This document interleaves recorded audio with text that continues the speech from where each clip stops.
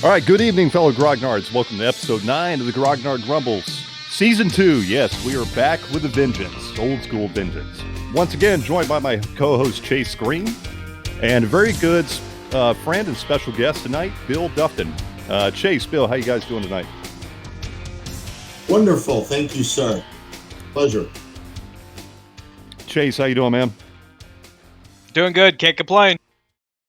It's been way too long since we've been able to do one of these talks, and I'm very excited to have Bill on here. He's esteemed Grognard, old school dungeon master, collector, amongst other things. Bill, anytime I have somebody on the show, I like them to introduce themselves, tell a little bit about where they come from in gaming, where they got started, and anything else they want to talk about. So, Bill. Fantastic, thank you. Appreciate the introduction there. I'll go ahead and take the baton a little bit. So I have just got into my 51st year, and with that, I can say officially that I have been gaming now for 41 years. As my first experience with gaming, basically, I was 10 years old. Started at that birthday present from my mom. She gave me my first Dungeon Master's Guide. Obviously before that, I played chess or with army men and stuff like that. But I would say over the course of that 4 decades, I have not only played Dungeons and Dragons and all of the various versions of it, but really a lot of the games that came about in the 80s in terms of the D6, right? You have Starfleet Battles, Axis and Allies, any of the main publishers that were out there. So I really kind of grew up a child of the 80s type of gaming. What year did you get started, Bill? You said 40-something years? Yeah, so, wow, geez, that would go ahead and put it 1979, I would have gone ahead and been started gaming. Actually, wow. formally gaming, I guess, as we kind of refer to it, rather than the traditional life or Scrabble or chess or checkers kind of stuff, yeah. And so did you get started in D&D, or you started with, war games and all that stuff? Well, I sorry about that. Nope. I really started at Dungeons and Dragons. I think there was a friend of mine that had some of this, and I went over for a pool party, I think it was. And I remember we kind of ended up pulling out this game and rolling some dice and, having fun while we were having hot dogs or cookout on the grill. And my mother, I think, saw how excited I was about it, and she ended up saying, that's going to be a good present for him, and she ended up taking care of that. So it's probably really my mom that got me involved in gaming. How about that? Yeah. Thanks, Mom. She'll appreciate that. Anyhow, there wasn't a ton of people that were really into Dungeons and Dragons in kind of like my area. But what I did find was a couple of other games that, really kind of made it possible. And I really would say it's the following, right? There was a game called Feudal, and I really thought that was really kind of cool in terms of being able to march around. And it was the first time I've ever played with any figures per se, right, for a game. And I was able to incorporate that with pegboard that we kind of used the saw to cut it up, and we use those as moving them around as the bases on a little castle that I built for the 4th grade science project. And as such, built this castle and used Feudal. And really, I can remember sitting in the family room today and having the castle in front of me, looking actually at the Dungeons Master's Guide while I was actually moving the pieces around to see to make sure that they all looked right and they were all doing the right thing. So it was a pretty exciting time. So back to you, I think, because you were going to ask a question, maybe, Chase. Oh no, so I was gonna say something. Yeah, it's really interesting to hear. You got started in that way. With wargaming and all that stuff. It seems like a very common story with people from that time. Yeah, there wasn't a lot of people to say, hey, son, come on over here and, this is what we're going to play or this is what we're going to do, right? Yeah. And I think probably just 8th or ninth grade. We ended up going down, and remember it was the basement of the library, and that's where we really kind of did the Dungeons and Dragons after school. We weren't able to go ahead and play with it actually, like during lunch or anything like that. It was kind of it was a little more strict school, and as such, we would go over to the library, and we would play for maybe like 2 hours. I don't remember anything about the characters, but I do remember the setting because I was surrounded by all these volumes of books, right? Yeah. And the most fun really didn't probably happen for me in terms of Dungeons and Dragons, I guess, or any of the role playing, probably until I started college. There was a few years where I didn't really do a lot of gaming, did some moving around and stuff like that. But really, in my first year of college, I got hooked up with a couple of folks, and we did everything from, and these were the main games, right? We did Starfleet Battles, we did BattleTech, we did Traveler, we did Star Wars, the West End Games version of it. Great game. And then obviously Dungeons and Dragons. And the only character I really remember from that particular time was a 4th level fighter magic user, an elven one that I seemingly ended up being on a mount and charging an Umber Hulk. Is the only thing I can remember. Needless to say, that didn't work out too well for that character. Lance or no Lance. But from there, I think really the gaming for me has been like a series of sprints, right? Right. And what I mean by that, it's not been like consistent for 40 years. It's usually, 2 or 3 years, maybe 5-year little stints where I've spent in a lot of time or significant investment, either because it's newfound love or enjoyment of the hobby, maybe something new that others, friends of mine have kind of, started to talk about. Or there's even those things about some of the collecting aspects that I've said, that might be kind of cool. I wouldn't mind having something like that, right? So that's what's been keeping me going for all of these years, is those changes, as well as, the new people that are getting involved in it, rather than just the normal group, right? Right, absolutely. Yeah, speaking of changes, I mean, the hobby's grown considerably, especially the past year or so with the COVID thing, and Yes.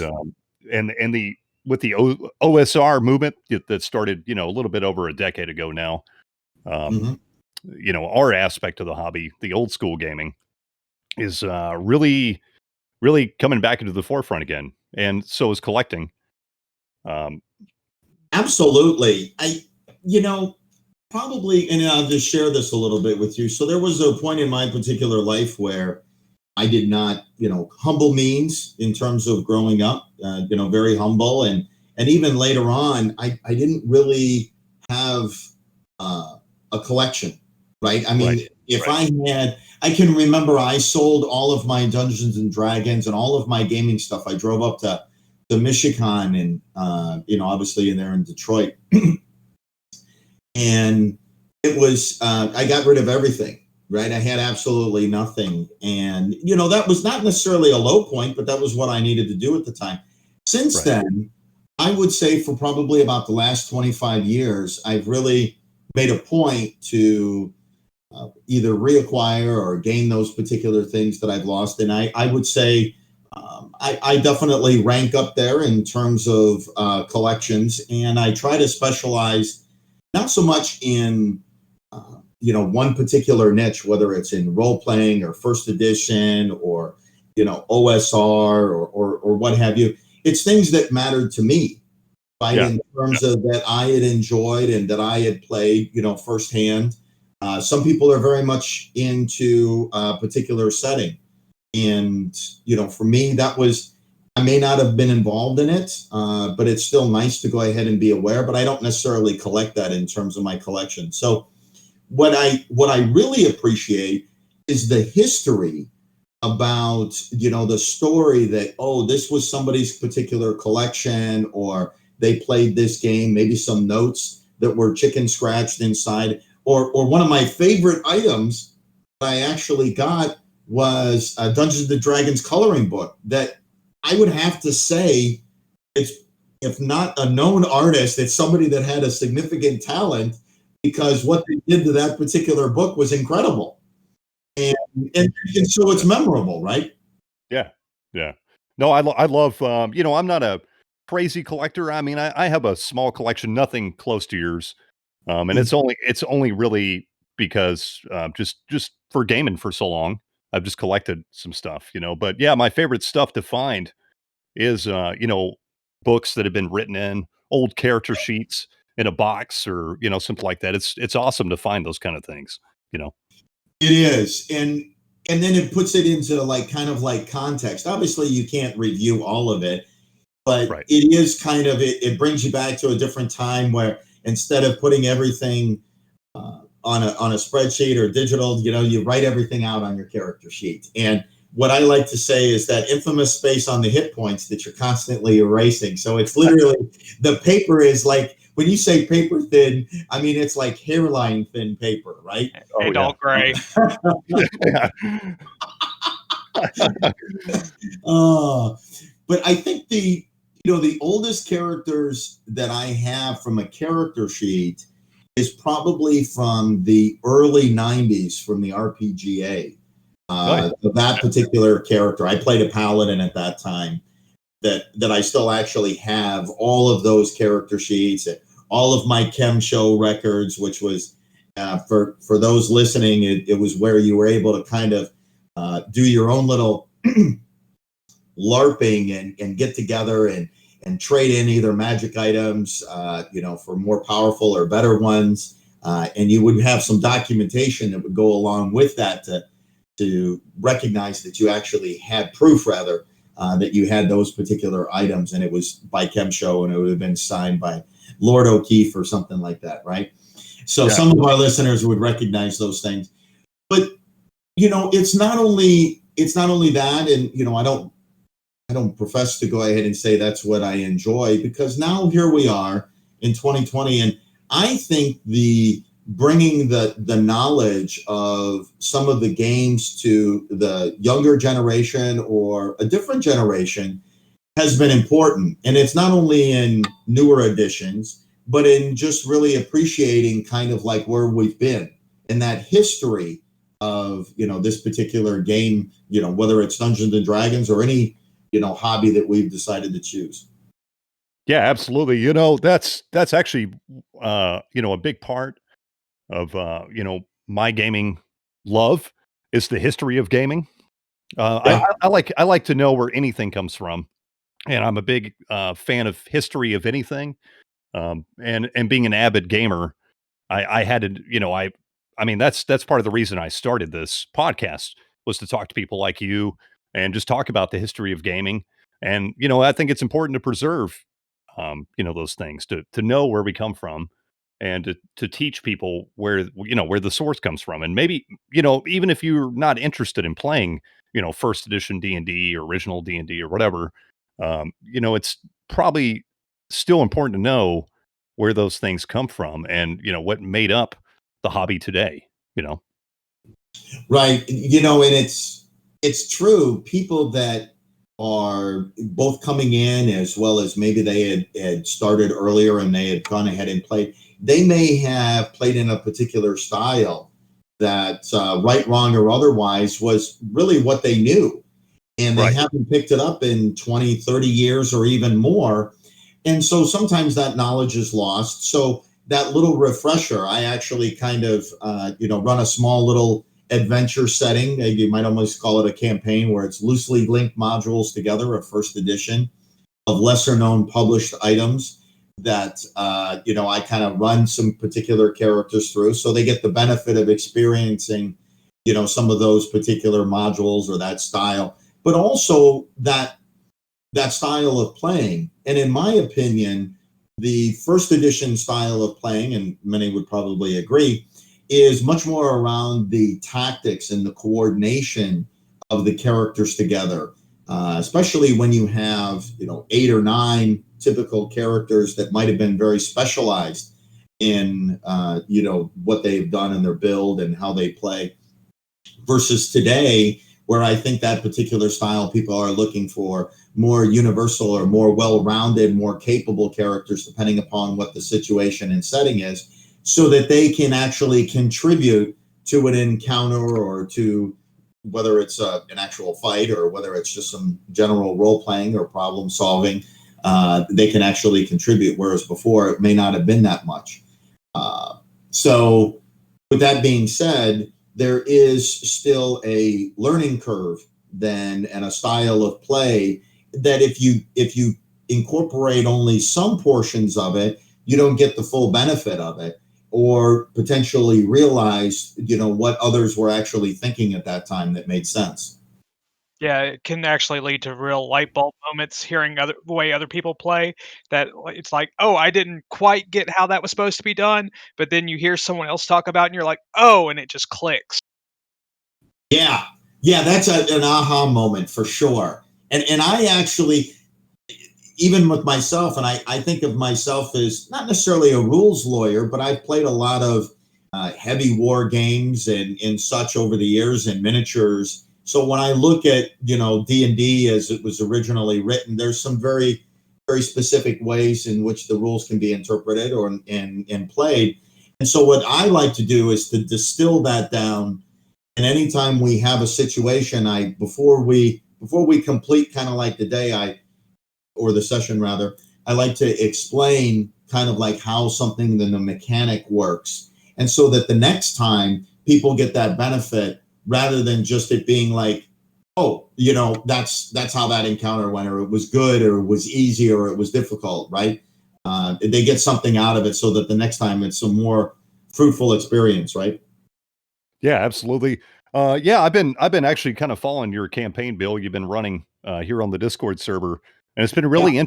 really interesting to observe because you're running this first edition AD&D game by the book. Rules is Yeah. written, which I think everybody. I don't think anybody does anymore.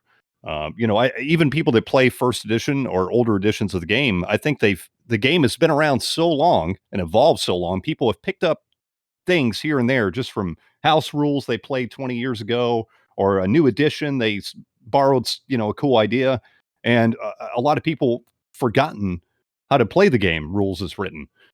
So it's really interesting that you're playing that way, and I've observed that your players are a little bit confounded. They're like, oh, that works this way, or this works that way, I because mean, everybody's forgotten.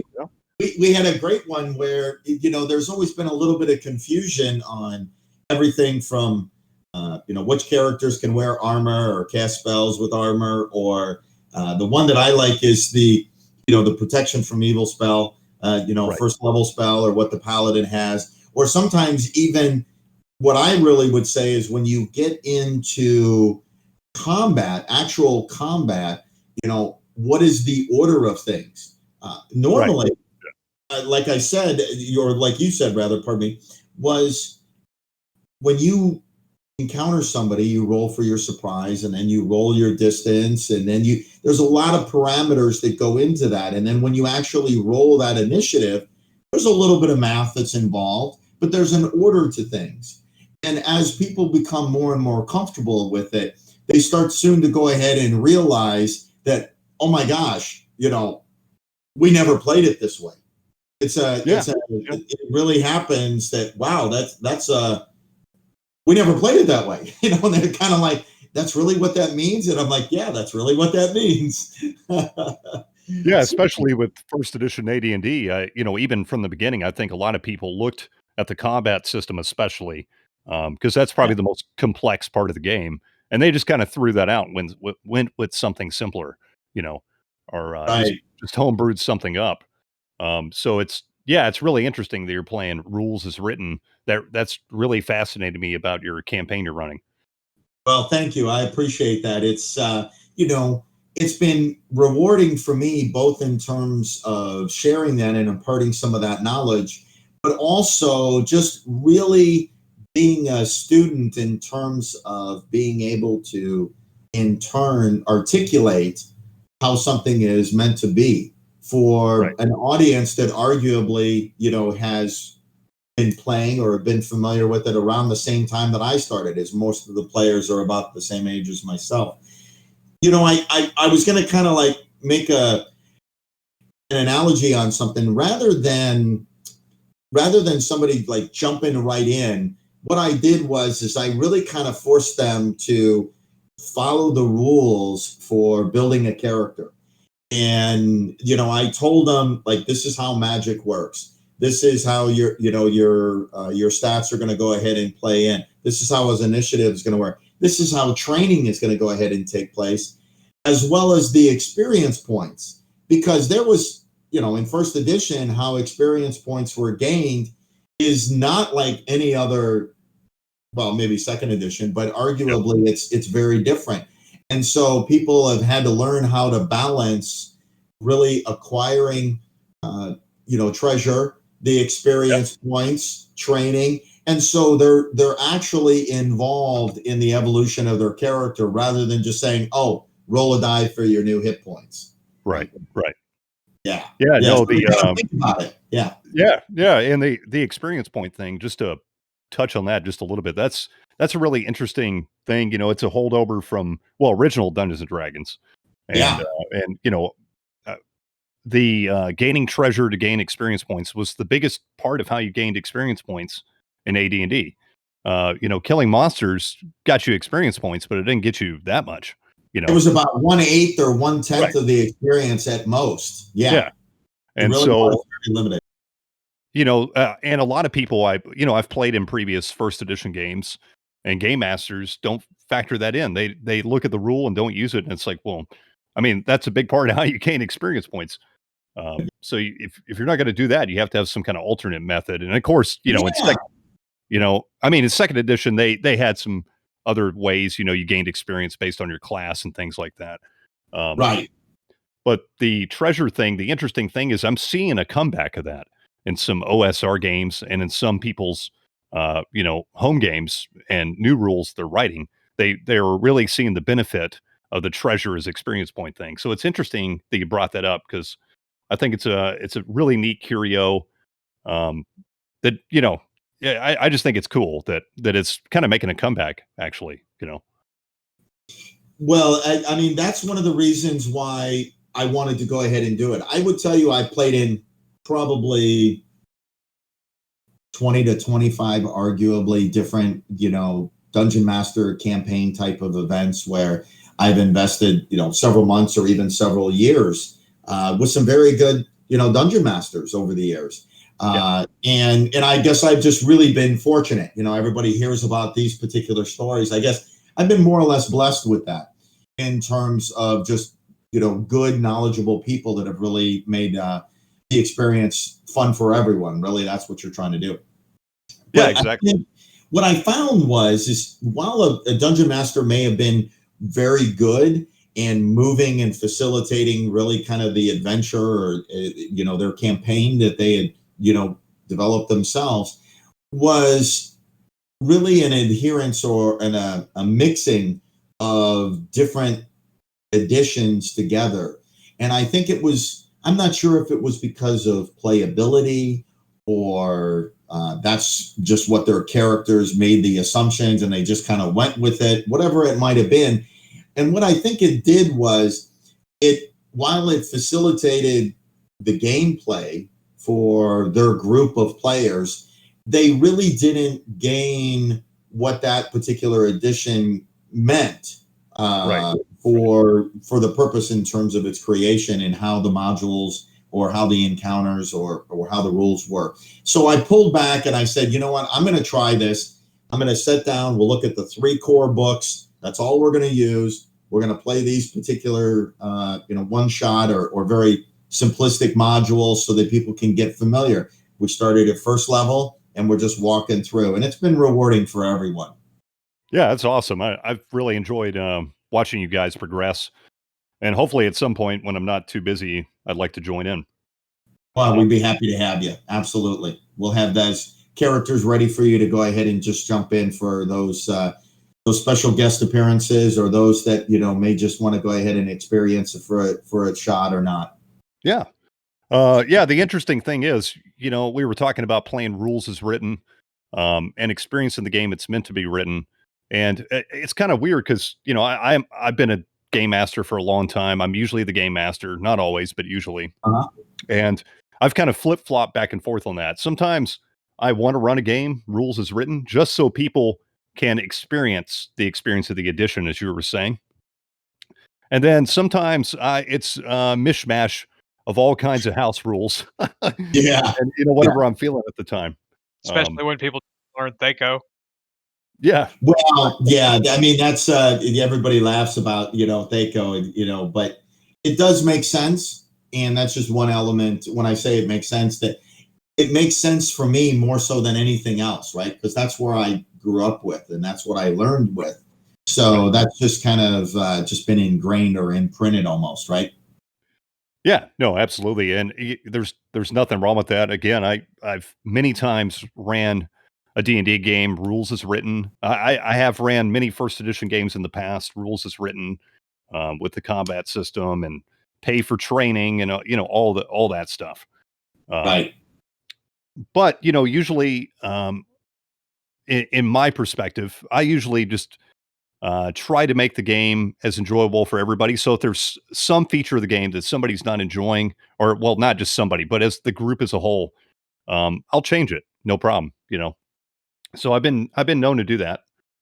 And some Yeah, I think you need to. I think you've got to balance it, and you have to be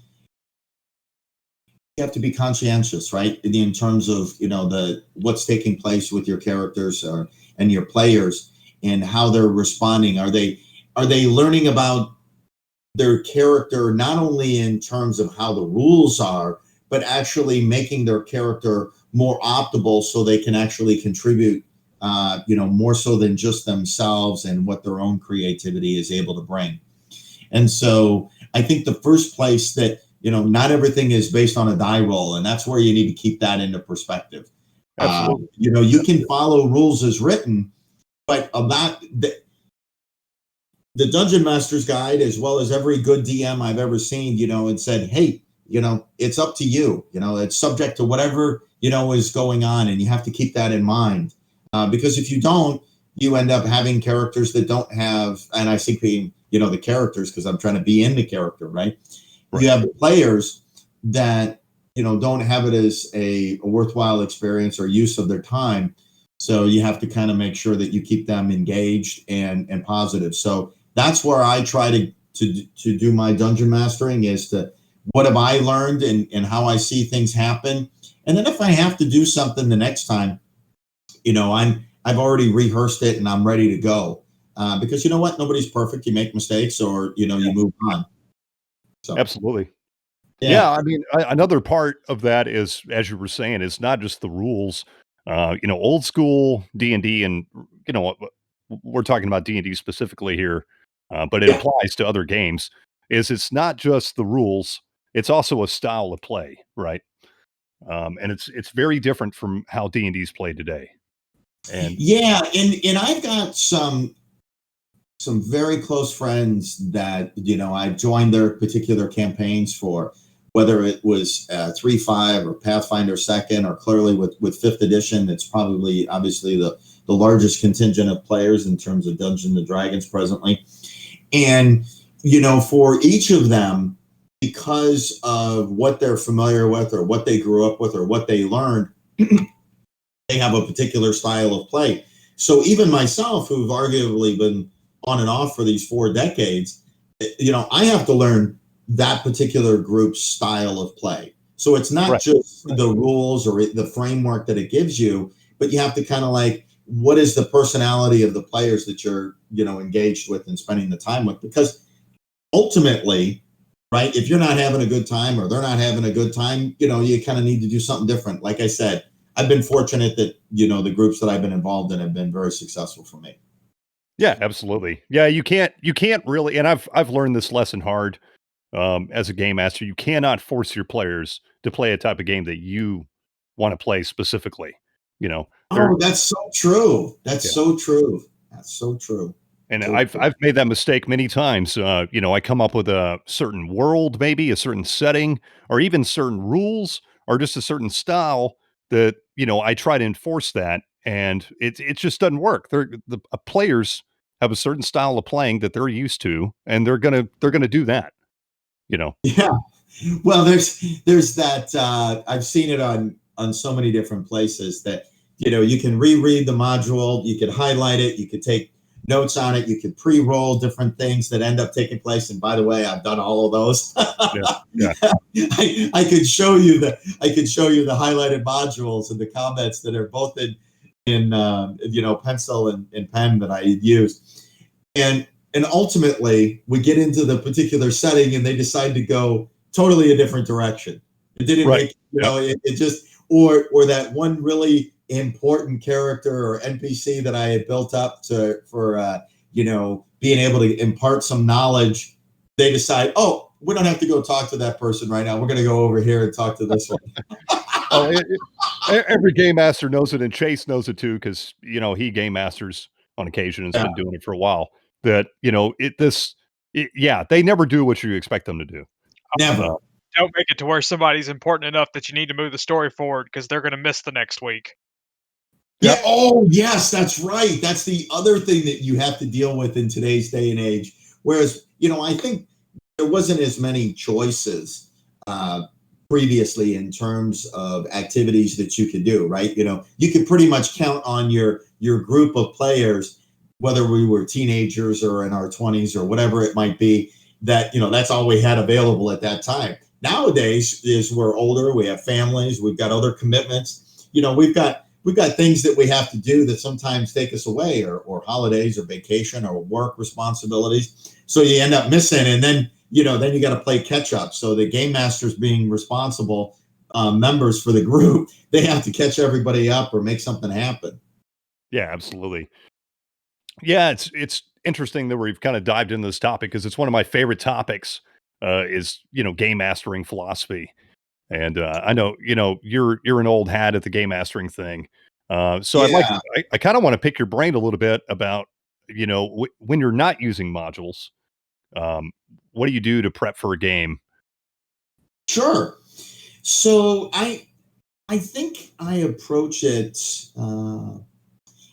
whether it's methodical or, very organized, or almost tactical in the sense. What I typically do, let's say I've got a new setting that I want to introduce the characters to, whether it's a module or something that I'm kind of pulling together. What I typically go ahead and do is I will quickly go ahead and scan the module for the major themes. Is it really just like I hate to say hack and slash, but are you really just trying to go ahead and defeat the undead, let's say, or the evil wizard or whatever it might be? Or is it kind of a creative one where there's some problem solving and some discovery type work? Or is it a rescue mission maybe where you have to, do a quick hit and run where you got to get in and do that? So that kind of like gets me that background, because you can't really tell from the outside cover, right? And then the other piece that I look at for me is what is the setting? Is there some environmental situation that I have to key in on? Is it a nighttime type of adventure? Is it a dungeon one? Is it an ice setting or what have you? Or are you going to be able to be forced to travel, overland, or be flying or water breathing the entire time? All those kinds of little things. So I have that situation prepared for in the event when the I'm saying customers because I'm a sales exec. When I think about the characters asking questions, I want to make sure that I can explain that readily. So that gets that environment piece. And then the next thing of it is what might be some logical breaking points, or when I say a break point, and more so like for, if we're going to do a 4 or 5 or 6 hour session, what might be a good stopping point for us to go ahead and take a break. So sometimes I don't want to feel as if I'm hurrying them along to get to that particular point, But what I don't want to do is I don't want to open too much if we go past that or otherwise. So I have some logical. So those are, most important for me, familiarizing myself with the module, familiarizing and understanding what the environment or the major themes are going to be, as I said, and then ultimately kind of like some little checkpoints. And it's a very project management or, I don't want to say tactical, but I think of it from a militant perspective where I'm, very structured and disciplined in terms of that. So that keeps me grounded. It keeps me comfortable. And then as the characters, are encountering and doing things and the players have questions, then I am more comfortable in the little highlights or the little checkpoints that I do. And then the other thing for me as the dungeon master, sometimes I will have, I think of it almost like a module or an event that I'm maybe running at a convention or something like that. So I'll have a lot of dice or items pre-rolled so I can expedite in the event that there's various encounters or other things. Sometimes obviously you want to roll dice just so that, the characters get the feel of, behind the screen, some of those surprise type things. But what I try to do is to get as much of that busy work, as I call it, out of the way that's not going to be impactful to our actual playtime, because I really want to maximize that. And then the other thing that I do is a lot of times the module, because they maybe have been played already, or just because of my experience, sometimes encounters are maybe too difficult, or,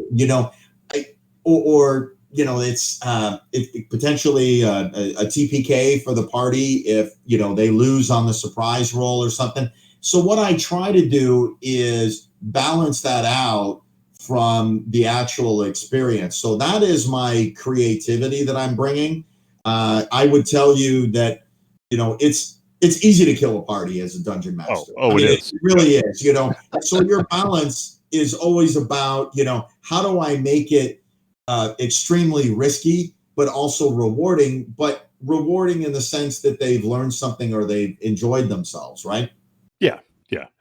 That aspect really comes from, I think a lot of that comes from experience, knowing how to balance an encounter and those type of things, knowing the right treasure to give, that all comes from experience as a game master. And it's, I tell people a lot when you first start being a dungeon master, you're not going to be good at it. I've never seen anybody that's good right off the bat. A lot of it comes from experience and learning how to do things. Yeah, and I'm still learning too. And I've seen from, you learn from your players how they play their characters and what you think is going to be their style. So do you change that spear +1 to, a bow +1, right? Because they're more acclimated towards that. Or maybe because they're non-proficient in it or what have you, right? Yep. And then the other thing is sometimes, you've got to change those potions around, and it's not more than just, some extra healing that they can go ahead and sip along the way, right? But it actually is something that's going to be useful to them. And what I mean by that is, it's easy to go ahead and say, well, let's use the fly, potion or something like that. But sometimes there's, other stuff that really makes sense, whether it's an oil or it's a potion or, it's something that it's not a major item. It's not going to overbalance, the party, but it's going to make them feel like, oh, well, I can take a little bit greater risk or a little bit greater enjoyment, as I call it, right? Because I have this particular disposable item now. Yeah, absolutely. Or the one that's not very good at their spell selection. As I like to, try to encourage, not everybody, if you've got 30 spells as a, 10th level magic user that you're going to be able to memorize, there may be a time where they've chosen incorrectly, but I'll have, maybe some potions along the way to kind of balance that out. And that's where I still like as the dungeon master, also to know the characters. So that's an important thing, actually, that I kind of didn't touch upon earlier. It's not about me really knowing the module, but it's about understanding their characters, and whether it's just the character sheets, but also their style of play. So that becomes important as well, so that you can go ahead and balance it out. Yeah, absolutely. Yeah, it's I was gonna say, it seems like you're more of a modules guy, right? Do you ever homebrew stuff? I do. The homebrew stuff, believe it or not, that's actually where I started. Yeah. Because remember, you might have recalled, like I said, I couldn't always go out and buy a module, right? I was a Oh, yeah. teenager, and I didn't have, like, my allowance or whatever it might have been was not significant enough to go out. And I used to go to Walden Books, and they had this Other Worlds club where I could get 15% off a module. And I think I remember I would buy modules. I think they were like $7, Right. for a module there. But I mean, that was a lot of money. I mean, that was like, 4 hours of work for me at that particular point, after taxes and all that other stuff, right? And so I did a lot of, I don't want to say world building, but I definitely, would sit down with the graph paper, and I would create the kind of the dungeon or the keep. And, as it related to the worlds or something like that, I would kind of like, just sketch something out. And really I would break it down to, I like things in groups of 3. So, what is the objective? Who's the main adversary associated with it?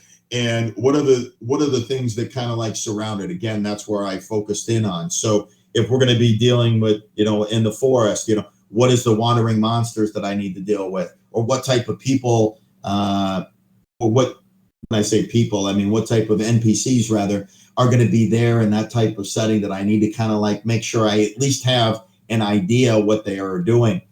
And so for me, I guess I looked at the dungeons as pretty big. And I mention this because I've always been, for my style of personal play, I've always been very much about the lawful neutral, lawful good type, right? I've always enjoyed paladins or those type of characters.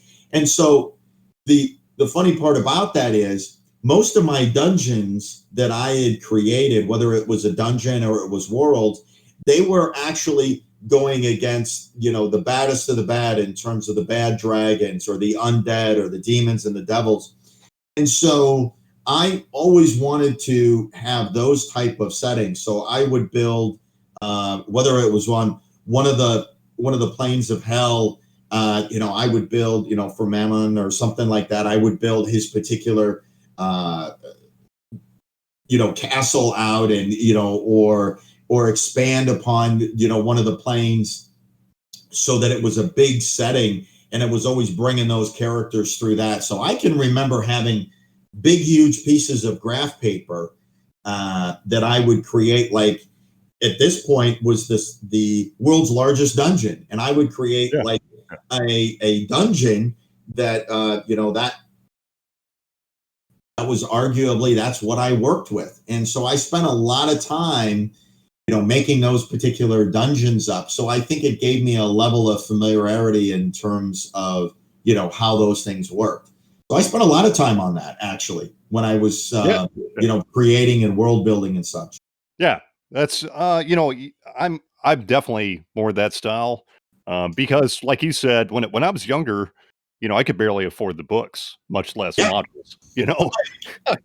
Yeah, that's just the reality. I was articulating that, so I was a little bit slower in terms of, but I was remembering, and you can't really see it here, but you can see my hands, and I'm looking up to the sky, and I'm saying to myself, okay, what was I doing? I can remember being in my dad's office, and I had this big, huge graph paper and my ruler out, and I can actually remember, making it, and then writing little notes on it in terms of what it was and what it meant, because again, that's just how I approached it. I didn't have somebody who told me this, in terms of, but my most favorite setting was arguably of modules, just back to that a little bit, was, the G and D and Q series, right? In terms of modules.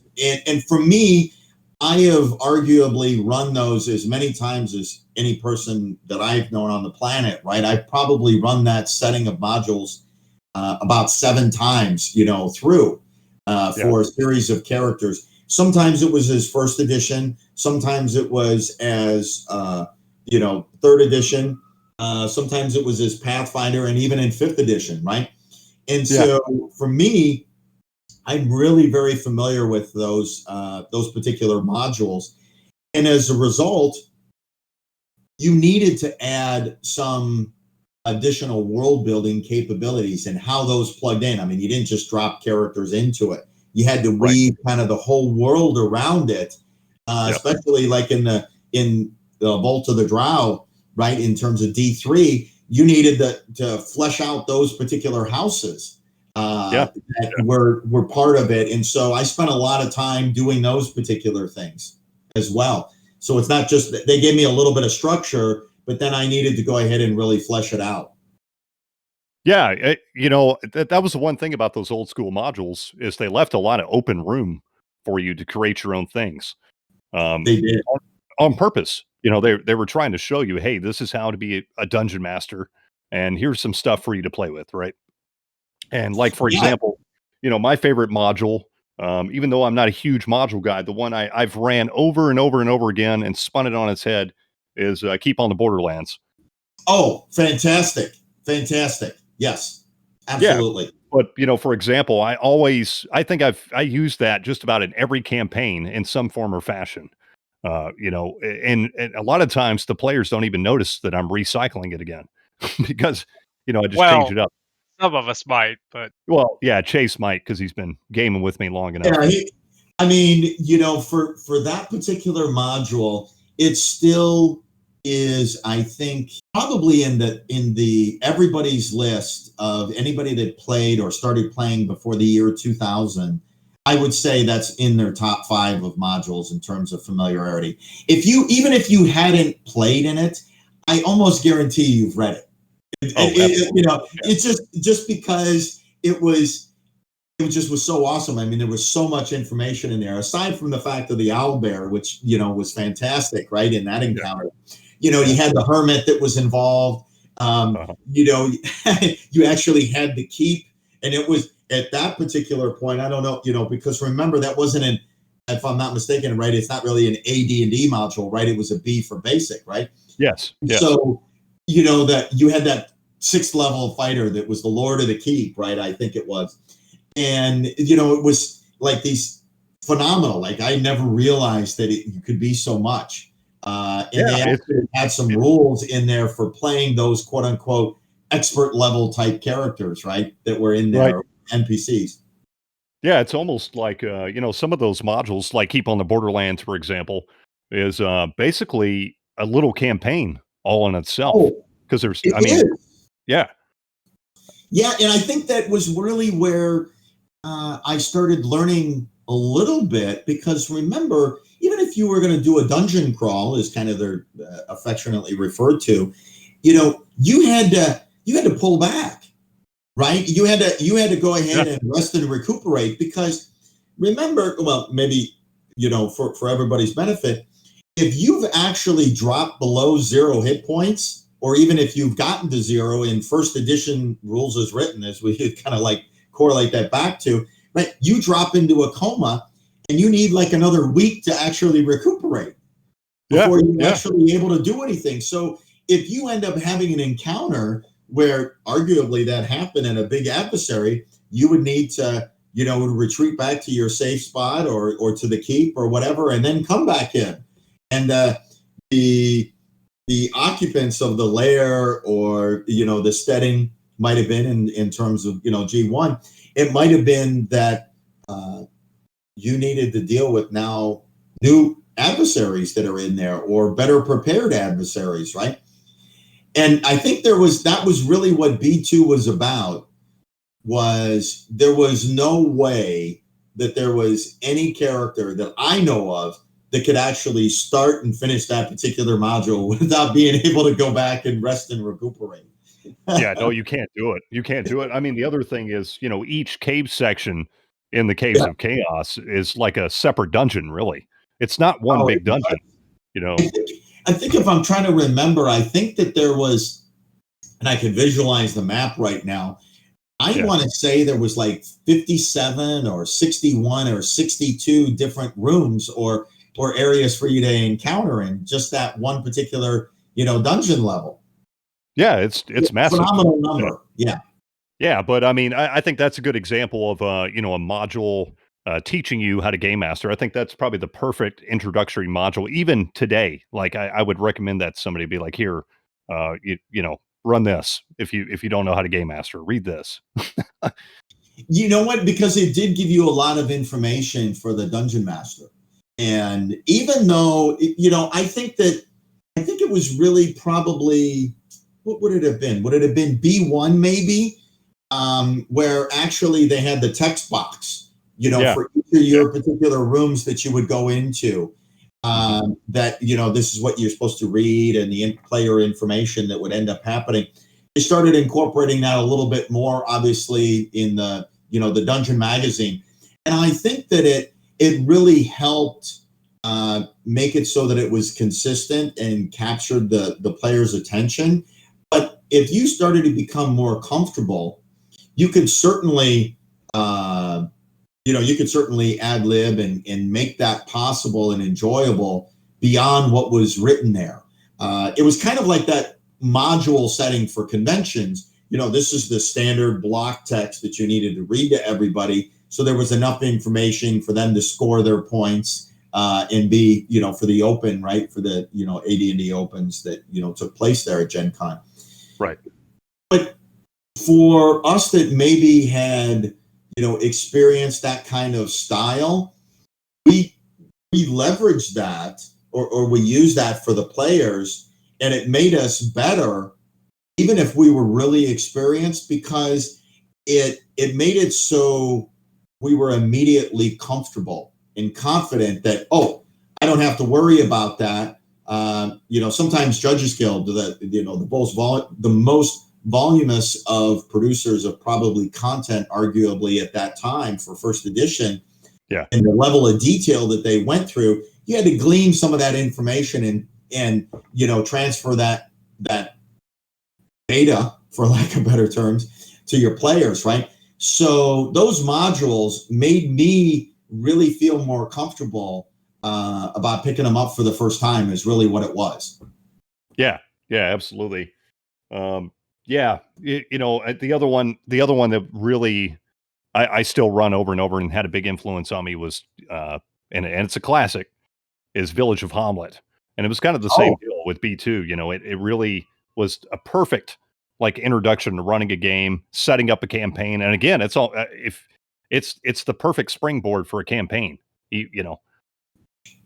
There is a lot to what you had said in terms of starting with those modules. I've seen people who kind of overthink things, right? Myself, I've been guilty of that myself, right? And I'm like, I can run. I know how to dungeon master. I've done it for 20 years or 30 years or whatever at that particular time. I'm going to go ahead and run, Temple of Elemental Evil. Let me tell you, you don't just do that. There's work on that. And so with the Village one, it did make it possible for somebody who had a level of familiarity, even an advanced level of familiarity with the rules and such. It gave a really great degree of confidence so that you could actually then go forward to the next series of modules that you might go ahead and put forth, as well as the creativity. Right? Yeah. That's really what I think it is. It's about instilling that confidence. And like anything, if you're going to be a leader, you've got to exude that confidence. And, I don't want to pontificate too much on that, but, you really have to drive and be a good leader for the group. And you do so normally by, the fundamental grounded things, right? Your familiarity and your knowledge of the rules, but also the setting. And then as it relates, if it's simple enough, then you're more confident. You've done your preparation, and then you can articulate it, as well as spin on a dime if you wanted to do some impromptu type of role playing or problem solving or introduction with the wandering monsters. That's going to be where it becomes important, that confidence for you. I really firmly believe that, and that's why I think I'm not a great dungeon master. I don't have a lot of different voices or type of behavior or personalities, but I try. But I think that the experience is enough that I get the point across, and I do so because of the confidence and that prep work that I do. Yeah, being a good game master isn't all about, making. You don't have to be a director or an actor to be a good game master. If you can just run a good game competently and everybody's having a good time, mission accomplished. Yeah, In my opinion. voices won't save a bad story. No, yeah, Oh, well said. I like that, Chase. Yeah, that's well said. I mean that kind of stuff helps for sure, but it's not necessary. You don't have to do it. I think a lot of people nowadays feel really pressured to do those kind of things just because you have a lot of new people coming in with watching Critical Role and all these other excellent shows and game masters and players and such that they're professional actors or they're what have you, and I feel like people are pressured, especially new game masters, that if they're not doing that kind of thing, that they're not doing their job, which is incorrect. Yeah, and you sometimes as a dungeon master or any type of game master or a person that's articulate, sometimes you have those particular players where they may know the module a little bit already if they've been familiar with it or had it in a previous edition potentially, right? That is being rewritten, right. Or they have a certain particular personality. And so one of the things that I try to do to help not only myself, but also the players is to engage and pull in those other players where only their particular character really has the ability to make something happen. And that way you're kind of not reducing the other one, but you're actually increasing the other person. And then what that does, and you never want to go ahead and make somebody that is, I want to say a little like shy or anything like that, but maybe not quite as comfortable, is you don't want to pounce on them or make them, feel foolish for making a decision in something like that. Right. Right. And right. so you want to really build up that confidence. And really that's a job as a dungeon master, a leader, or a group person that's responsible for it. And thereby the next time it comes out, maybe they'll be a little more vocal about how to do something, or the first time that they're encountering a particular monster. And it's not the most charismatic player at the table, for lack of better terms, that is the one that usually solves or figures things out. It's so true. The one that I was like, wow, that's really creative. Let's go with that, And it's enjoyable when you see that for the first time, and everybody else just kind of looks back and says, if you're going to say something and you say one thing, that's the thing you did right. So yeah, absolutely.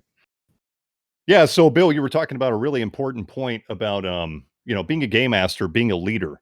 And I think that's a really important thing people forget about is you really are a leader. You're a role model to really, really bring the players out and make them great players. Cause you can have a great game master, but if you don't have great players, you're not going to have a great game. Right. And I think it's up to the game master to really, really perpetuate that and, teach players, um, not just sit at the table and create a great story and all that, but actually teach them what they did wrong, how to play their character and give them advice and make them a better, making them a better player because it's going to make the whole experience better. Right. absolutely. Even, the latest campaign or series of modules that I'm running through, I'm helping individual players in terms of how first edition combat or third edition or 5th edition combat would go ahead and how their character should look at things, not in terms of changing them, but just to go ahead and make them aware. And the best example is, so many times that, that character wants to go ahead and run into melee. The reality is they should sit back and loose a couple of arrows at them, because now you've just basically doubled your number of attacks. With arguably a similar THAC0, right? Or that magic user in terms of their spell selection, or which ones they want to go ahead and possibly add to their spell books that are going to be most useful for them. Obviously, there's probably 3 or 4 that everybody wants to have, but those other ones that, which ones they should maybe consider, taking in. Or the cleric, do you want to, do you think that command, bless, and the protection spell and cure light wounds is going to be the best first level spells? Probably, but maybe not. When you start getting up to, 3rd or 4th level spells, you may go ahead and have a greater variation at that first level because you have better healing or better defensive or better choices, right? Or other choices, I should say. So I think you don't try to do that in the game. You try to go ahead and point out to them that as a option, by not telling them what to do, but giving them an option to say, there's reasons that you may want to go ahead and consider this.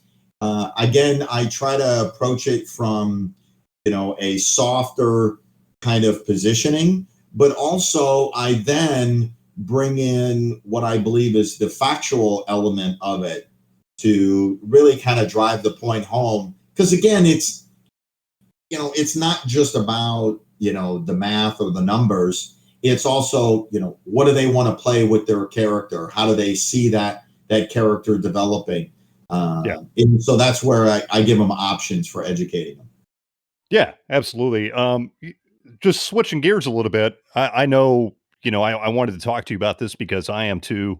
And we can expand upon this quite a bit as, miniatures and props and things. I'm a big miniatures guy. I know you are too. How do you think that really adds to the game? Those kind of things. One of the things, and this is, just taking me back, and I'll never forget this, right? I've been known to, compete against some of the major collectors, not always winning, of course, but, in terms of whether it's auctions or otherwise. And it was rather interesting. Somebody made a point to me is to say, Bill, you're not really this type of person or that person. You're really like a miniatures guy. Everybody kind of thinks of you as a miniatures person. And it kind of struck me, because it was a great observation by, somebody, sometimes when you're so close to it. And I recognize that that's probably true, because I get excited about my little toys or my little props that I get to go ahead and play with, my minis. Yeah. More so than I do in terms of reading a great module. It's like, oh man, check out this miniature, or look at that paint job, or wow, I can use this one today. And so it's arguably a level of excitement, even though I've got, and I dare say, I literally have hundreds of thousands of miniatures that, and I know that's a big amount, but I really do love it. And I look at the other elements that I've acquired to enhance the playability or the enjoyment for the players. Maybe it's the first time they've seen something. That's great. Maybe it's not. But I like to go ahead and say, right, whether it's this character from Ral Partha or Reaper or, WizKids or some of the other, different things, that Grenadier, all the different lead or white pewter, those kinds of things, or the plastic or the 3D, whatever it might be. It's something visual, right, that they can go ahead and have represented. The Dwarven Forge has been, a phenomenal thing for me personally in terms of being able to do. I've always kind of enjoyed those dungeon settings. And so I definitely invested in that particular product, or shall we say products. And again, because a lot of times it's somewhat incumbent upon the dungeon master to to present something. You don't obviously need that. And what I would say is I've had as much success in my Chess 6 maps, or maps that have been laminated or I've made bigger or what have you for the characters, as I've had is this Hearst Arts or Dwarven Forge. But what it does do for the characters they can visualize it, and it gets them maybe more into the setting just a little bit more, which for me, like I said, experienced, but I have a way to go before I would say I would be a master level game master or DM, is to say that, that helps me facilitate what's taking place and the setting, and the creativity. People are, appreciative, because not everybody that plays D&D is, the min-max or, math type person in terms of their characters, right? They appreciate the creativity or the setting. So for me, that gives a level of experience for party members that they can enjoy it. So that's why I've done it. Yeah, and I feel like with miniatures, especially at the gaming table, it takes away maybe that base to where when you have that visualization already, it allows your imagination to just go that step further with it. That's all. I mean, whether it's $10, $100, $1,000, or I dare say other figures, right?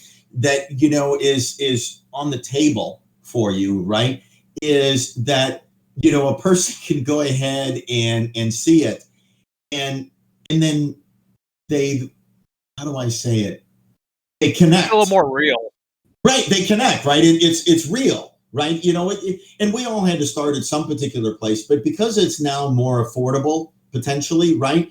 And the hobby has really kind of evolved that, it's available to all levels of, various, income or disposable income for their hobby, right?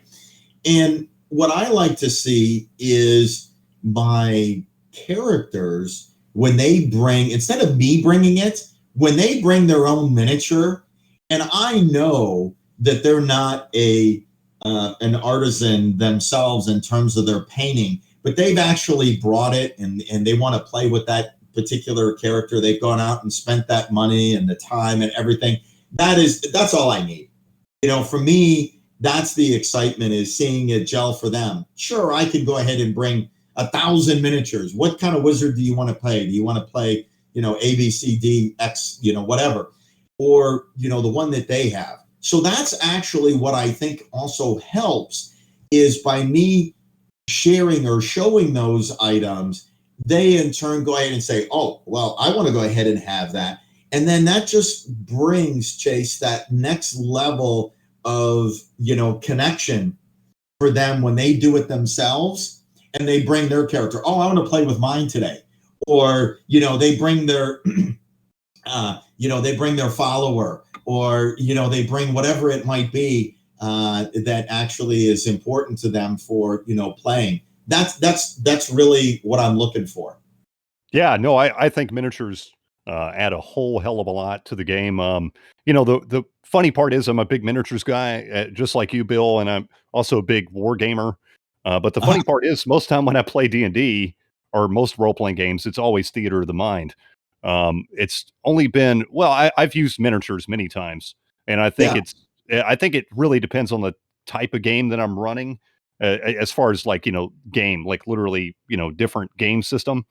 Because, if I'm running like Call of Cthulhu, I'm probably not going to use miniatures. That's more of a theater of the mind kind of game for me. But D&D really, really, uh, it really adds something to have miniatures for D&D. I think I wouldn't say it's paramount. You don't have to, but it really does add something. And as of recent, I've really gotten back into using miniatures for D&D, and I can tell that my group, really, really enjoys that aspect. It really brings the game to life.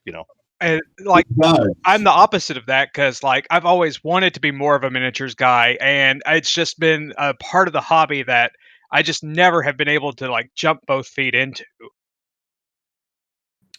Well, I'm, like I said, I've had different points in my life where different things were available, right? And I think that for me, I appreciate them more, right? Because I've had to, kind of acquire them myself. And when I say that, I go back to those probably 100 miniatures that's in that one Chessex gray box of mine that literally, it doesn't matter what it is, that's the box that I go to. But I love the miniatures because it brings that level of creativity for both myself and the players. But there's other elements, and you mentioned, some other settings. I have seen some of the greatest demonstration and events that have been held, whether it be, with Miniature Building Authority or the products from, Games Workshop. I already mentioned the Dwarven Forge, but, from the creativity that shows. And I've had more people at the events that I've run go ahead and be stopping to take pictures, to go ahead and share, like, oh, wow, look how this person did this or did that, than actually, sitting down and playing the event. And for me, that's rewarding as well, because then that reinforces that, oh, I invested wisely, or I did the right thing. Not because that instant little gratification of somebody taking a picture, but they ask me about how it was created, or where did that come from, or what that was. And I'm sharing that knowledge so that it's carrying it forward so other people can go ahead and, enjoy it, right? And the different products that I use, I'm not a modeler like some of these people, or am able to go ahead and paint well. I mean, I usually contract with people to go ahead and help me with those things. But for me, I'm the one who kind of simulates it or assembles it, so that, everything that I need is kind of in these storage containers for the setting or for the event that takes place. So I think that whether it's a Boot Hill type of event, or, Call of Cthulhu type of event that I am actually running, I've got the, 1920s, right, type setting. So I've got those particular miniatures already all set up, but also the terrain that goes with that particular module or setting. So I'd like to think of it from that perspective. It makes the experience even better, because people are excited in terms of playing in the event too. Oh yeah, absolutely. And what you were talking about, sharing that experience and teaching people, how to bring that experience to their table, I think is a really important part of the hobby too. I've always been one, even though I'm not the greatest painter in the world, I'm decent at it, and I'm a decent modeler. And I don't mind showing people, if I'm sitting down painting at the hobby store and somebody comes over and asks me some questions about it, I always tell them, sit down, grab a brush, I'll show you. I have no problem teaching people that thing. And I think that's something that's been missed as of recent. A lot of people I see in the game stores are very guarded and don't want to teach people how to do things or whatever. And, Oh, yeah. Yeah, you make a great point. That's really good that you do that. It really is. Go ahead. yeah, no, I just think that's a really important part of the hobby, not just showing people how to play the game, but also how to do other aspects of the hobby. And, also, me and you were talking about this earlier, exploring other aspects of the hobby. It's like, oh, you like this, you like D&D, you like miniatures. Well, check this out. This is Napoleonic wargaming, or this is Warhammer, or this is, you know, uh, squad leader or whatever, bringing other people, you can really, it's important to influence people and teach people and, steer people, I think. Right. It is. And that's actually, I think, there's really three things that I want to say here. So I'll just kind of go through them real quick, right? There's the collecting aspect that we have talked about. There is the knowledge from, the games, but being able to relate that to the new genre of games that's coming out, right? That's kind of the evolution. So it's nice that I can collect something and I put it on my shelf and don't use it. Then there's the ones where, I have it, I've tried it, and now I want to incorporate it. And then being able to use those tactics or that strategy for new games that are coming out. Because I would argue there is less original creativity in a lot of the games. They're usually expanding or building upon a play style, Yep. capability, whether whether it's a board game or a war game or what have you.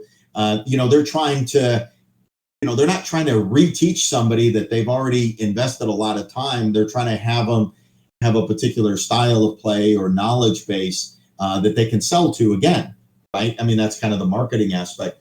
But yeah. When I try to bring something forward, I like, and I mentioned this before, like things of three, right? I've got like the basic, the advanced, and then I call expert, right, type of category. So I give them enough so that they can go ahead and learn the mechanic of the game. Right. Then the next level is, as I call it, there's different levels of competitive play almost, right? Then the next is, well, not only what's good for your character or your play or your miniatures or whatever you're actually to be playing, but what do you think your opponent's going to be doing, right? Are they going to be charging in on you, or are they going to stand back and wait to see what you do? Does it make sense that, now they want to maybe tax somebody, or they want to go ahead and gather up some particular resources, so they're turtling up or something, right?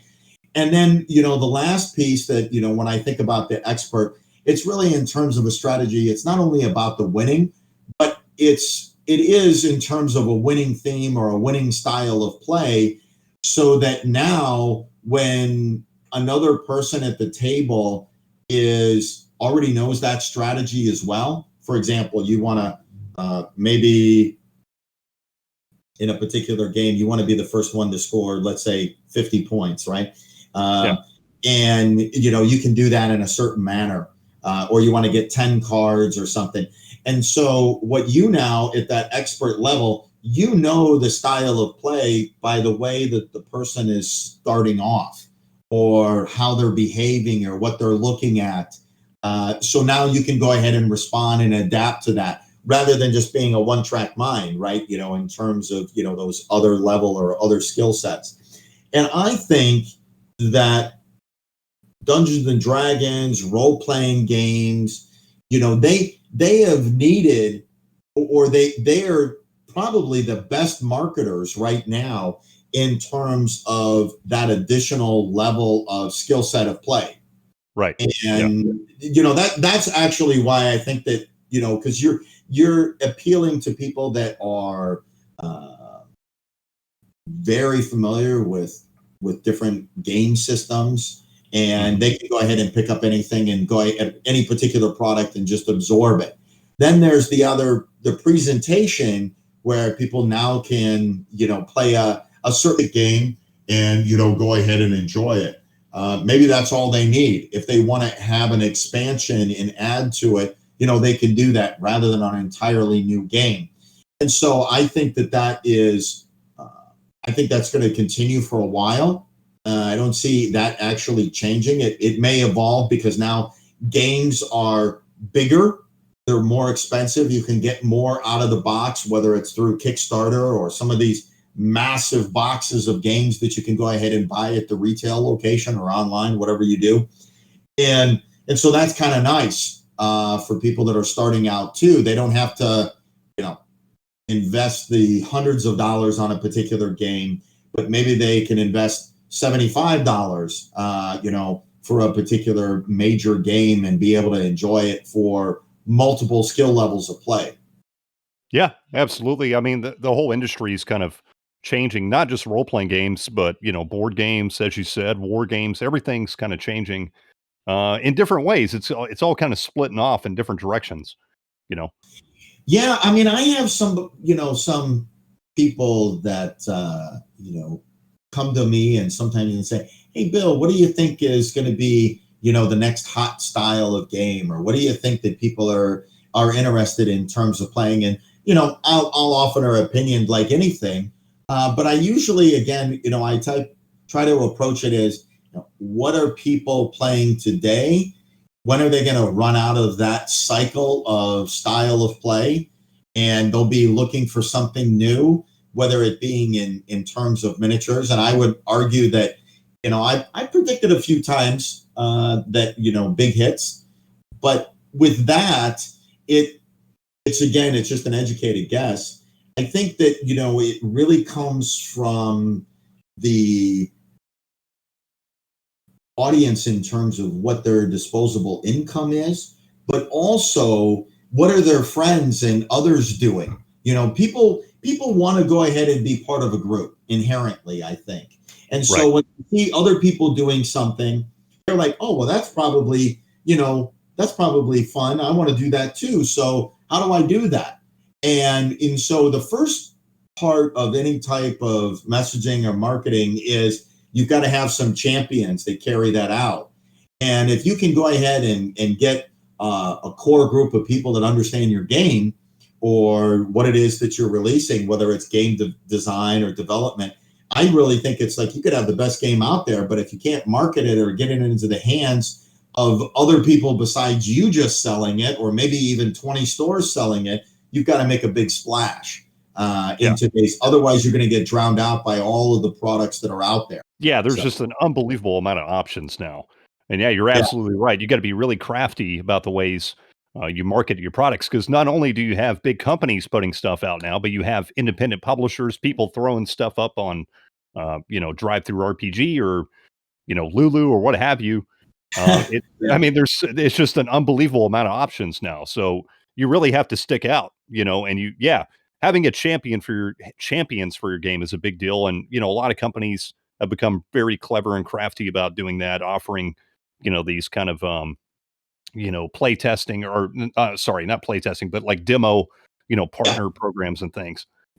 Yeah, it's been a little bit hard, but if you can actually put good content out that people can understand, and what I mean is not just explaining the rules, but actually, and it's really kind of weird. I don't know how we lost this, but actually having a sample round or a sample turn where people are doing things. I almost want to just, I don't know where we lost that in terms of explaining some of the rules.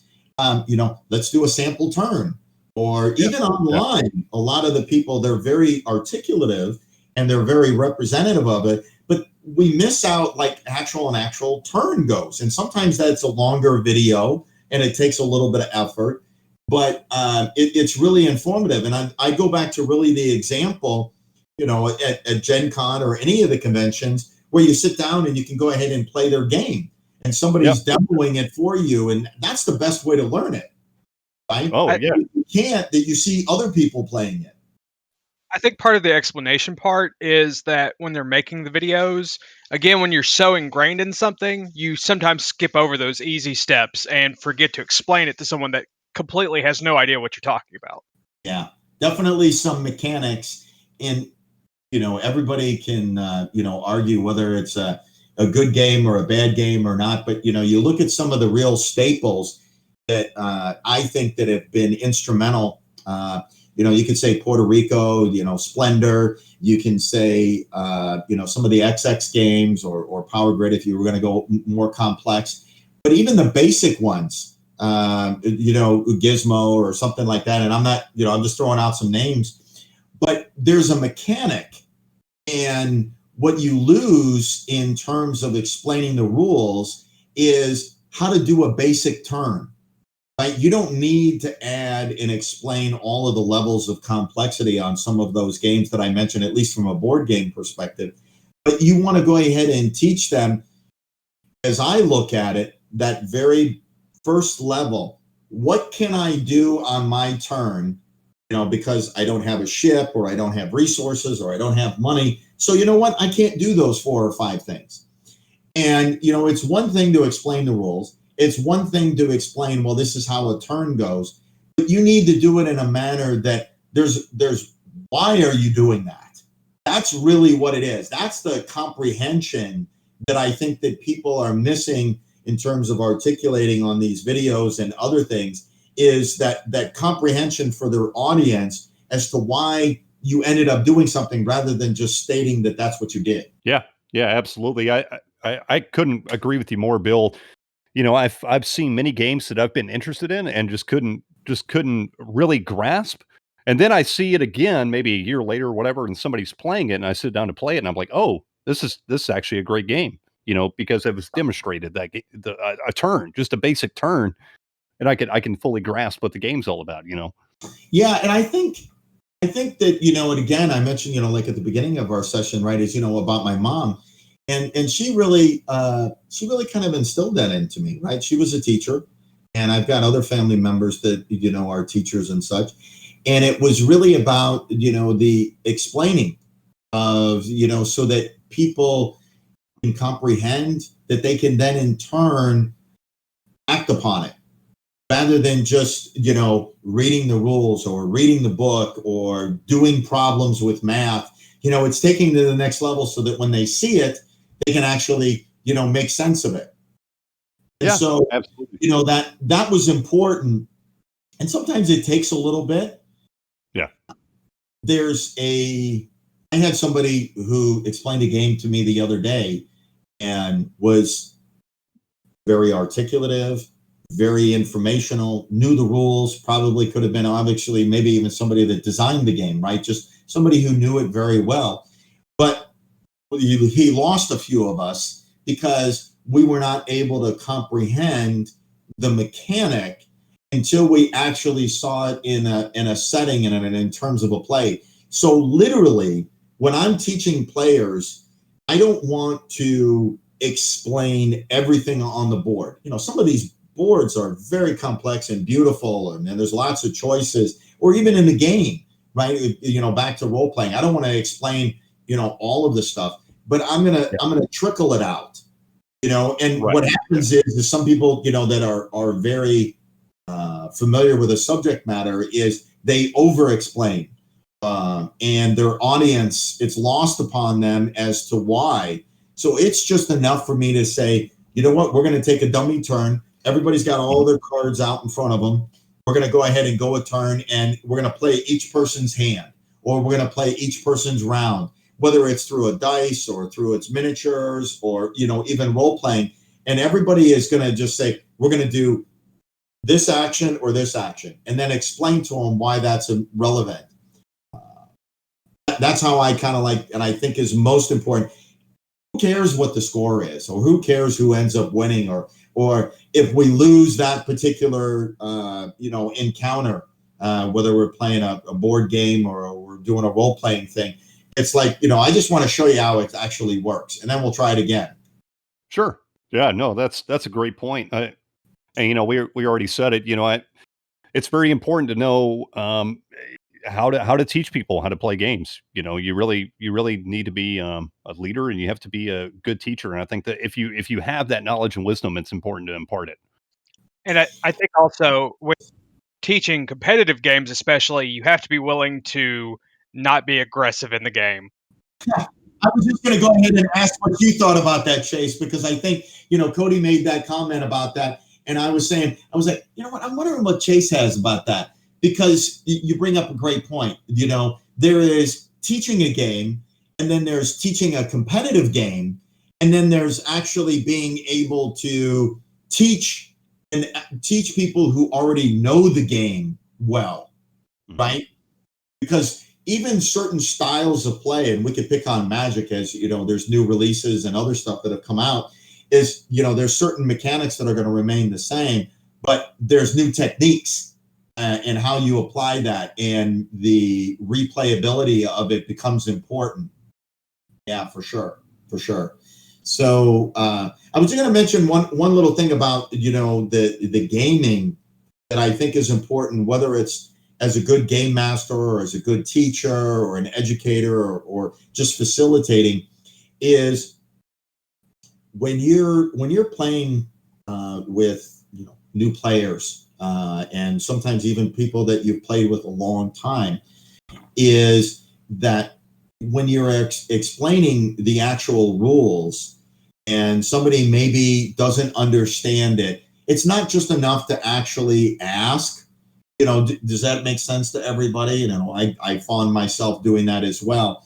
But it's actually in the middle of the game, because again, you're just teaching it, is to say, okay, let's stop. So aside from, playing an open hand or doing something, you kind of stop and you explain to them from your experience, right? And then maybe others, as to why something was a very good decision or maybe is one that they should rethink or is suspect, because you want to capture that right then and there rather than trying to do it later. Right? That's the one thing I think I've learned. Stop everything. We got to explain this. No, yeah, that's actually really that's a really good point. Sometimes I forget that, even though I try to do that, especially when I'm playing war games with people, because I've taught a lot of people how to play different miniature games and war games. And a lot of times that's a very important thing to do is stop the game and explain why they did something wrong, right? Let them do it first. Let them make the mistake and then explain why they did it. And sometimes it's not readily apparent. You have to, and sometimes, and I find this out because of the way the rules are. And I've got some, crazily enough, I play miniatures with, a couple of individuals that were tank commanders, or they were pilots themselves, in the Air Force or the Navy and stuff. And so, I think I'm a pretty good gamer, actually. I'm pretty good. Mm-hmm. And then I run into these guys and I'm like, yeah, okay. And they can't really explain right at the very moment why something happened, because I'm looking at it and I'm like, okay, well, my turn is this, or my firing control is this, or what have you. And then I can kind of see it like 2 turns later. It was like, oh, wow, that's what you meant by it, And so sometimes, right in the moment, they already know the answer. And so you kind of have to balance it. It depends on the level of sophistication of the game and the people that you're playing with. Sometimes you have to wait for that event to occur, because if it's something that, if you're deciding to go ahead and, make a particular tactical decision, or fire your your missiles, too far away, or, whatever. And they need to, you have to experience it, or have to have some of that correlation. So you got to balance it, right? And that, so that's the only caveat I was just going to mention. You want to jump to the answer, and then sometimes you have to let them see it and to say, oh yeah, that's what it really meant. That's why you were able to do that to me. You were able to get on my flank better. Yeah.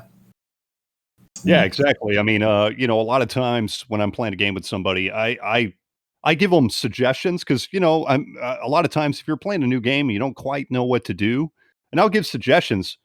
And then I'm like, at the end of my suggestions, I'm always like, do what you want.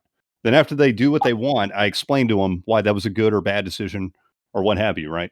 Yeah. The only time that I would go ahead and say we did this. So I run I help run, some local gamers. I facilitate at a local hotel. I run basically 10 times a month. I get a hotel space for people to go ahead and have a place to play, because otherwise, during these times, they might not have been able to get out or have a place that's safe or otherwise to be able to go ahead and game. And so I've gone ahead and done that. But really, aside from that, I think that there's some gamers that we had for that particular setting that when they come in, they're kind of like predisposed to like what type of game you're going to go ahead and play.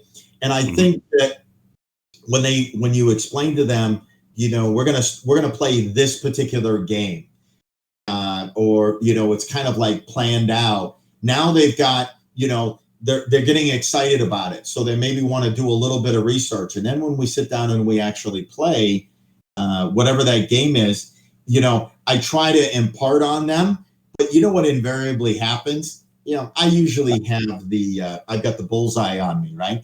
As I call it. So I'm trying to teach 2 people in the game, and there's 2 other people, or there's another person at the game that is like, oh, I'm going to win this one, right? And so I can't teach them a mechanic if I'm kind of like playing, as I call it. Right. So, I have to keep that in balance. And it's more important that, we explain something. And so I mentioned one of the games already, it was called Power Grid. And so some of us are arguably really good at that game. And there's a few others that we were teaching for the first time. And now they're like, oh, I want to play that game again. And so here's me, I'm trying to go ahead and do like stupid moves or mistakes in a game, and everybody else is horribly punishing me as a result of that. Right. But that's a great way for them to go ahead and learn, right? Yeah. And that's another way to go ahead and do it is if you only win the game, and you try to explain to them that, well, here's why I won. It may be a more advanced level. So you teach them on the mistakes, because I'll lose the game and I'll say, well, here's why I lost. And I think because after they've played it, they unfortunately, or fortunate, I suppose, is they learn from the mistakes that I've demonstrated more so than the winning strategy. Yeah, absolutely. I mean, that's pretty much what it boils down to, is learning from your mistakes. No, Yeah. really, that applies to any game, whether it be competitive or not, right? Well said. Well said. The one of the games that I didn't really touch upon and that I wanted to kind of draw back to is the kind of, I don't want to say made me who I am, or kind of really made it possible for me to enjoy, is really three different games. And they're a little bit older, and it probably had to do with the people that I played with that actually taught me, right, in terms of play. So I like to kind of just share this with you. The individuals that I had played, I was in my early 20s, and I didn't really have like a lot of people that I would game with. And I don't even remember how I met some of these individuals, but I'm actually still in contact with them, 30 years later. Right. And they taught me a couple of different games. And, one of them happened to be Advanced Squad Leader. And here I am. It wasn't Squad Leader. It was Advanced Squad Leader. And then the other piece of another game that they taught me was Axis and Allies.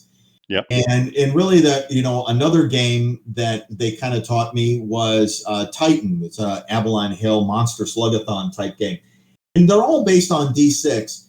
But in all of those particular games, there's a lot of very situational, tactical, little idiosyncrasies in terms of how you do things. And, tactics and, proven strategies that traditionally work. But the reality is, it just comes down to dice. If in Advanced Squad Leader, if you roll ones all the time, you're going to be generating heroes. Or if you're rolling sixes all the time, it doesn't matter how powerful that angel against my troll or Cyclops is going to be. I'm going to be defeating it, right? And that's just those particular situations. Or if I'm playing in Axis and Allies, if I'm playing the Russians with a big, huge stack of infantry, if I roll low all the times, those tanks are going to go away fast from the Germans attacking. So when I think about those games, the individuals that I played with were really good players. Yeah. And they kind of through that, they taught me not only tactics, but what I would consider competitive type of style of play that a lot of times you don't get from the players nowadays. They teach you how to go ahead and play, or you maybe learn, but you learn that really I almost would consider it not only competitive, but like a cutthroat type of style of play where, this is how you do it. And, after getting beaten up enough time from them, based on that, now I can return that favor to others that I go ahead and play against or play with. But it really, there's different ways that you learn. Sometimes, in that example that I had shared, maybe, I had thick skin enough and that was the only people I could play with as well. But, I learned from them. So a lot of times the gaming and what you learn and how you learn is people who have a really good command of the rules, understand the game, the setting, whatever it might be, but also teaching you a tactic or a skill. And so that's what I try to do also, whether it's in D&D or other games that I end up, showing or playing with folks. Yeah, no, that's a really good point, Bill. And on that note, we've been going for quite a while. Yes, Um, sir. but Bill, I really appreciate you coming on. Thank you for imparting some old school wisdom with us. Well, it was really my pleasure, and I thank you for allowing me to, pontificate as well as make this, possible for folks to go ahead and listen in and enjoy and maybe take something away from it. So appreciate Cody and Chase you putting this on and having me on. Thank you Yeah, so much. absolutely, man. And anytime you want to come on in the future, just let us know. I'd be happy to. God bless to you. Take care. Bye-bye. Well, this has been Grognard Grumbles. Everybody have a good night, and we'll see you next time.